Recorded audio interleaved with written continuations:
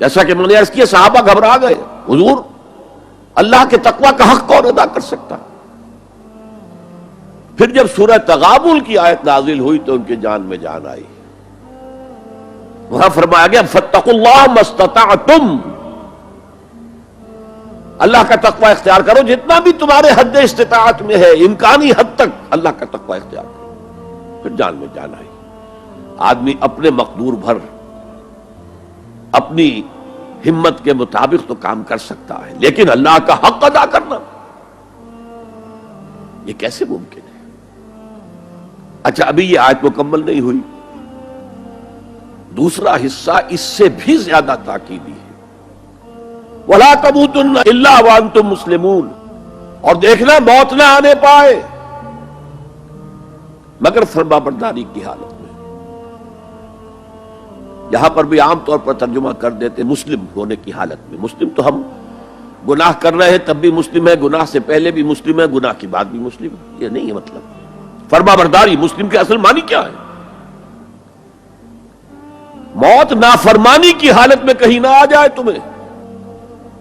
وہ کوئی ضمانت تمہارے پاس نہیں ہے کہ تم کسی گناہ کا ارتکاب کر بھی چکو گے پھر تمہیں توبہ کا وقت بھی مل جائے گا پھر موت آئے گی، اس سے پہلے موت نہیں آ سکتی. کیا معلوم عین اس گناہ کے ارتکاب کے دوران موت آ جائے. وہ موت کیسی ہوگی؟ شاید آپ کے علم میں ہو، لکھنؤ کے ایک بہت بڑے شاعر تھے اور ان کی موت بہت ہی مکروہ حالات میں واقع ہوئی. رات کو 2-3 بجے، جس کو آپ انگریزی میں کہتے ہیں in the small hours of the morning, شراب خانے سے نکلے نشے میں دھت، چکر آیا، گرے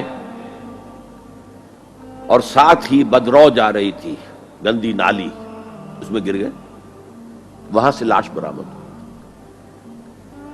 کیسی موت ہے یہ؟ نافرمانی کی حالت میں موت آئی ہے، شراب کے نشے کی حالت میں موت آئی ہے. اور کیا یہ ممکن نہیں ہے کہ کوئی شخص بدکاری کا ارتکاب کر رہا اور عین اسی فعل کے دوران موت آ جائے؟ اچھا اب اگر آپ نے طے کر لیا نہیں مروں گا مگر حالت فرمانبرداری میں، تو اس کی ایک ہی شکل ہے کوئی لمحہ بھی نافرمانی میں بسر نہ ہو، مبادا اسی لمحے موت آ جائے. ہر لمحے کا پہرا دیجئے، ہر ساعت کی پوری حفاظت کیجئے، کہیں نافرمانی کا کوئی ارتکاب نہ ہو اور عین اس حالت میں کہیں موت نہ آ جائے. میں وہ حدیث آپ کو سنا چکا ہوں، لا یزنی الزانی حین یزنی وہو مومن.